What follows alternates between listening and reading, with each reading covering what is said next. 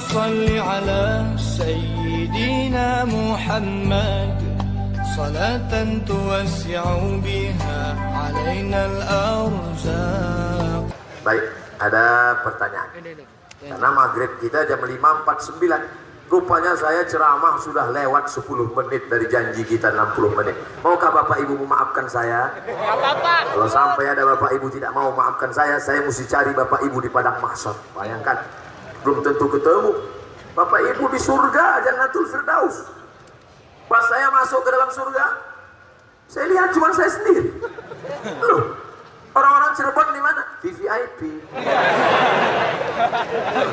Amin ya rabbal alamin. Assalamualaikum Ustaz. Waalaikumsalam warahmatullahi wabarakatuh. Bolehkah tanah wakaf dipindahkan ke tempat lain? Ada tanah wakaf di kota Kufah, Irak. Tapi tanah wakaf ini dekat pasar, sehingga tidak lagi khusyuk orang sholat di situ. Akhirnya pada masa pemerintahan Umar bin Khattab, dipindahkanlah tanah wakaf ini ke pinggir kota yang lebih nyaman untuk tempat ibadah. Itu dalil boleh memindahkan tanah wakaf, tapi nilainya ke atas bukan ke bawah. Jadi kalau nilainya ke atas, di tengah kota harganya sudah meningkat 5 juta, dipindahkan ke tempat lain yang lebih sempit, lebih murah, maka tidak boleh. Tapi kalau nilainya lebih lebar, lebih luas, lebih manfaat, maka boleh. Masalah wakaf sudah diatur di Indonesia, Badan Wakaf Indonesia BWI, dan Dompet Duafa juga mengelola wakaf. Dan bapak-bapak KUA itu bertindak sebagai pengurus surat wakaf. Makanya ibu-ibu nanti kalau bapaknya pergi ke KUA jangan nangis. Mereka bukan ngurus surat nikah, mereka sedang ngurus surat wakaf. Bapak berwakaf, ibu nerima wakaf, nanti Pak Kua jadi saksinya. Saya wakafkan tanah saya ini 2 hektar untuk pembangunan masjid dan panti asuhan tunai sah. Sehingga surat yang sudah dicap itu namanya akta ikrar wakaf. Tidak lagi ada sengketa antara yang berwakaf dengan yang menerima wakaf. Karena sekarang banyak sengketa. Dulu bapaknya berwakaf, karena waktu itu tanahnya murah, tempat jin buat cucu. Semeter 50 perak. Tapi ternyata setelah didirikan mall, harga tanah 5 juta. Anaknya mengambil tanah itu lagi. Ini tanah kakek kami. Tidak, ini tanah wakaf. Mana suratnya? Surat nggak ada. Dulu lisan nggak lagi. Ditarik lagi. Akhirnya menjadi konflik. Makanya Kementerian Agama ada namanya akta ikrar wakaf. Wakaf itu mesti 4 ada unsur. Orang yang berwakaf, orang yang menerima wakaf, benda yang diwakafkan, dan ada ijab dan qabul. Makanya sedekah di kotak masjid tidak disebut wakaf, karena tidak ada 4 itu. Kita tidak pernah akad sama kotak masjid. Hai kotak masjid, aku berikan wakaf. Kotak masjidnya nyaun, aku terima, aku terima, aku terima. Bagaimana hukumnya uang zakat fitrah dimasukkan untuk kas masjid? Zakat fitrah itu untuk 8 asnaf. Katanya zakat fitrah untuk fakir miskin aja Pak Ustaz. Buka kitab Al-Fiqhul Islami wa Adillatuh Syekh Wahbah Zuhaili. Zakat fitrah asnafnya ada 8. Innama sadaqatu lil fuqara wal masakin wal amilina 'alaiha wal mu'allafati qulubuhum wa fir riqab wal gharimin wa fi sabilillah wa ibnis sabil. Ternyata fakir miskin sudah dapat, fakir sudah, miskin sudah, mu'allaf sudah, amil sudah. Mereka kenyang besoknya, padi melimpah ruah sampai ada 20 ton. Mereka sudah cukup makan, maka dimasukkan ke masjid.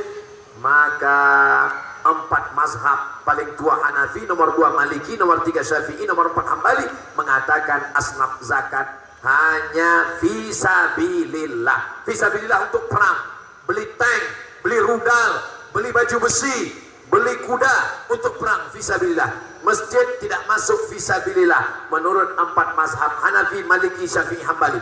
Kalau ada ustaz yang mengatakan masjid masuk fisabilillah, dia ambil pendapat Imam Fakhruddin Ar-Razi yang dikutip oleh Syekh Atiyah Saqar dalam Fatwa Al-Azhar. Kata beliau, semua jalan mengagungkan agama Allah masuk fisabilillah. Makanya mahasiswa masuk fisabilillah. Setuju? Mahasiswa-mahasiswa Malaysia itu dapat zakat dari kerajaan. Masuknya dari mana? Fisabilillah. Rumah-rumah kos untuk mahasiswa supaya bisa dia kuliah gratis, supaya bisa dapat dari mana? Dari fisabilillah, dari zakat. Tapi dengan syarat jangan sampai jatah fakir miskin termakan. Itulah yang dapat saya sampaikan pada kesempatan kali ini. Mudah-mudahan pertemuan kita ini bernilai amal soleh. Amin ya rabbal alamin. Ala hadhihi niyyah wa kulli niyatin salihah. Al-Fatihah. A'udzu billahi minasy syaithanir rajim. Bismillahirrahmanirrahim. Alhamdulillahi rabbil alamin. Ar-Rahmanir Rahim. Maliki yaumiddin. Iyyaka na'budu wa iyyaka nasta'in. Ihdinas siratal mustaqim. Siratal ladzina an'amta 'alaihim ghairil maghdubi 'alaihim waladdallin. Amin. Allahumma anzilir rahmata was salamata wal barakata ala hadhihi jamaah. Turunkan keselamatan, kerahmatan, keberkahan kepada seluruh jamaah tabligh akbar di kampus Universitas Swadaya Gunung Jati ini ya Allah. Allahumma ja'al abna'ana wa banatina minal mustaqimina fi sabilik. Jadikan mahasiswa-mahasiswi Civitas akademikanya menjadi orang-orang yang takut kepadamu ya Allah. Nafi'ina li biladihim wa awtanihim wa abaihim wa ummahatihim. Bermanfaat untuk orang tua, nusa dan bangsa ya Allah. Allahumma ja'al baldana hadha baldatan tayyibatan. Jadikan negeri kami Republik Indonesia negeri yang baldatun tayyibatun wa rabbun ghafur. Allahumma dafa'na al-ghala wal waba wal fahsya wal riba wal zina wal munkar. Jauhkan negara kesatuan Republik Indonesia dari segala malapetaka, perpecahan, musibah, perbuatan keji dan munkar. Allahumma waffiq ulata umurina, pemimpin-pemimpin kami, condongkan hati mereka dengan kekuasaan mereka untuk menolong agamamu ya Allah. Allahumma khtim lana bi husnil khatimah wa la tahtim alaina bi su'il khatimah. Allahumma ja'al akhir kalamina, jadikan akhir kalam kami inna tihai ajalina, ketika ajal kami sampai, saat kami mati, yang terakhir keluar dari mulut kami adalah la ilaha illallah Muhammadur Rasulullah sallallahu alaihi wasallam. Rabbana atina fid dunya hasanah wa fil akhirati hasanah wa qina adzaban nar. Wa sallallahu ala sayyidina wa maulana wa syafi'ina Muhammad wa ala alihi wa sahbihi wa sallam. Walhamdulillahi rabbil alamin. Taqabbalallahu minkum minna wa minkum taqabbal ya karim. Terima kasih segala perhatian, mohon maaf segala kekhilafan. Bagi yang suka tolong like and share. Amin amin amin amin amin.